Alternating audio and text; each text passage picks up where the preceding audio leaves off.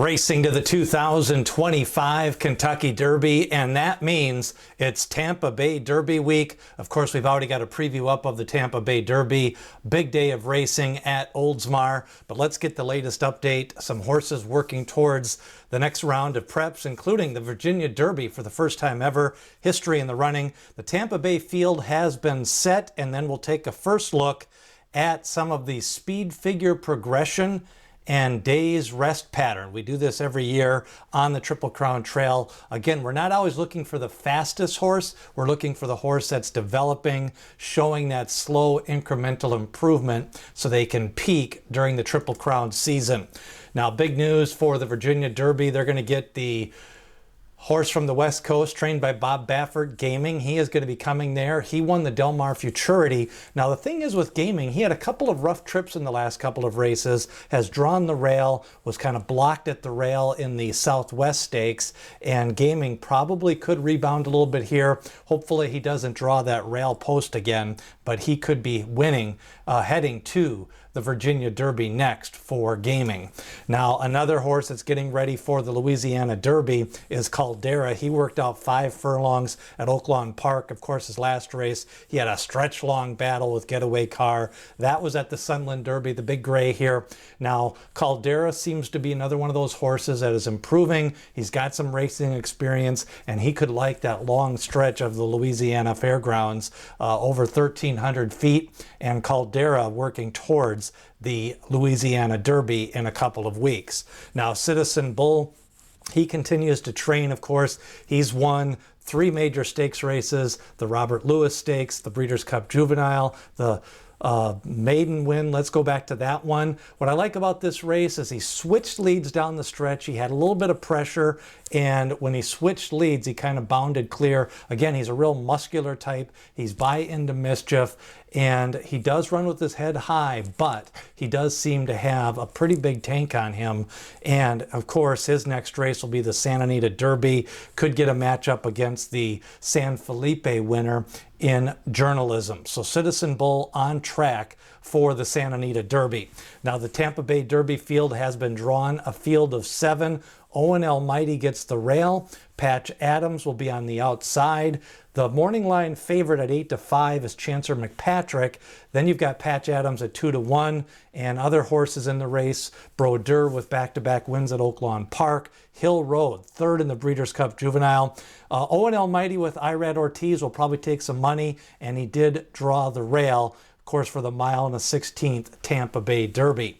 Now, another horse to look at is Filoso. People forget that big win at Saratoga. He won by 4 lengths. He made a nice mid-race move, 3rd in the Keeneland Futurity, which that race at the time was a big field, and the speed figure came back pretty strong. Filoso with a good series of works getting ready for the Tampa Bay Derby.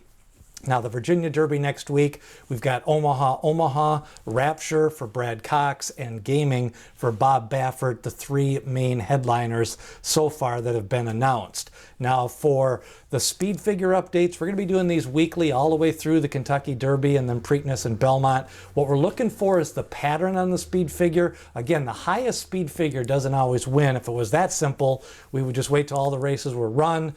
We would look at the highest speed figure and we would bet that horse. But what we're trying to do is how they got that speed figure. Did they run fast early? Did they run fast late? What is their developmental pattern? Now, there's a couple of things we're going to be talking about over the next few weeks. One of them is a top. And that basically is, what is their career high speed figure? Doesn't matter if it's a Bayer, a Brisnet, a Thorograph, a Ragozin, a Timeform. That's basically the fastest speed figure they've run to date.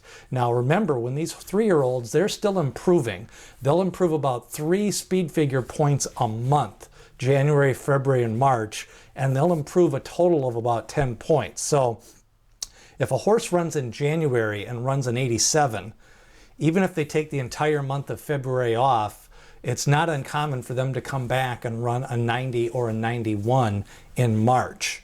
So And that's why when they're 2 years old, you're looking for upper 80s speed figure, because that'll get them closer to that mid 90s off the comeback. So that's a top. Another one to talk about is the pair. That's a career high speed figure when they pair it up and within a couple of points. So if they get a 91 race and then an 88, or if they get an 88 and then like an 89, that is called a pair. And what you're looking for is a horse to pair twice, and then they can improve in that next race. So if a horse gets like a 90, then an 89, they can improve in that next race. Now, looking at some of the top contenders so far, I pointed out these top 6 because they're close to being in the starting gate. You've got a nice pattern for Citizen Bull. I highlighted in yellow the races on their 3-year-old campaign. So Citizen Bull has ran one race in 2025. He ran a 96. Now that was off a layoff. He had a career high top in the Breeders' Cup Juvenile in his 4th career start. And then Sovereignty ran a career high 99 on the Brisnet scale in the Fountain of Youth. And Barnes ran a career high losing in that race in the San Felipe. Journalism comes off a career high. Flood Zone, a career high in the Gotham Stakes. So you see these horses like Flood Zone, he got a 78, then he got a 94, then he got a 101. And that's what I call a triple improvement when they improve 3 straight races. That means he's sitting on a good pattern. And then Coal Battle, he went down a little bit in the Smarty Jones, but then went back up. And he's sitting right there where he needs to be. He's at a 100 speed figure. Even if he trains up to the Derby, he could improve up to maybe a 102, 103 in the Derby. If he runs in the Arkansas Derby, he could be sitting on a low 100 speed figure. Now, the other thing you want to look at is the day's rest. Horses improve after that first 40 to 70 day break. What it allows them to do is muscle growth, gain some weight, kind of capitalize some of those gains they've had. And a lot of times you'll see horses with 1 or 2 races, then they take a break of 60, 70, 80 days, then they come back a little bit faster and they can improve their speed figures. So what you're looking at with days away is Coal Battle had 50 days off before his last race, the Rebel Stakes. Citizen Bull had 92 days off. Otherwise, he had ran pretty 27 days apart a couple of times in a row. So now he's had a nice rest period. Sovereignty had a big rest period, 125-day break, put on some weight, got faster off that break. And even Barnes, now he is sitting on a possible improvement because he had 38 days between that first and second start, and then 56 days. So he's never really been pushed a lot. We'll see if he can maybe come back in the Arkansas Derby. I could see him getting a career high speed figure in the Arkansas Derby. So those are some of the main contenders. We'll update it next week after the Tampa Bay Derby and add those in, see where they fit in. Now remember, you don't want to go too fast too soon. You can bounce if that happens. You want incremental speed figures, and a speed figure of 105 to 115 on the Brisnet scale is usually what it takes to win the Kentucky Derby. Jeff Ruby Stakes in a couple of weeks. We've got Charlie's to Blame, Poster, California Burrito, pointing for that one. Louisiana Derby, that could get a 9 to 10 horse field. Built, Hypnus, John Hancock, Vasimo, Caldera, Chunk of Gold, some of the horses pointing for that one. The Bluegrass, we've got East Avenue, Burnham Square, and Disruptor. The Kentucky Derby leaderboard, Coal Battle still leads the way with 70, Citizen Bull with 60, Sovereignty most likely going to the Florida Derby also with 60 points. Now we've got the Virginia Derby and Oaks next week. We've got the Jeff Ruby Stakes and the Louisiana Derby on March 22nd as we continue down the trail. Remember, subscribe to the Triple Crown Prospectus, 2,000 words every Monday through the Belmont Stakes. Sign up below in the description.